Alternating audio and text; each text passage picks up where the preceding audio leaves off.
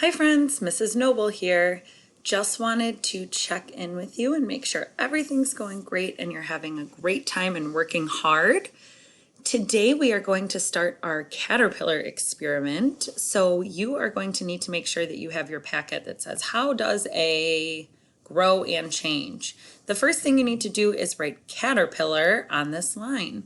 Mrs. Graper and I will be sending you pictures or videos maybe once or twice a week to update you on what's happening to our caterpillar. So today you are going to get your first picture of the caterpillar.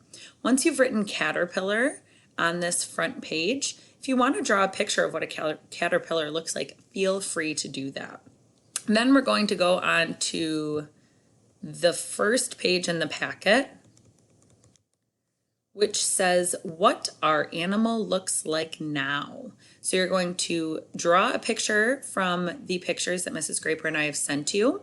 And then a good scientist always makes predictions. So I want you to make a prediction of what you think the animal is going to look like after 1 week, after 2 weeks, and what you think is going to happen after 3 weeks. So Mrs. Graper and I will be sending pictures and sometimes videos, like I said.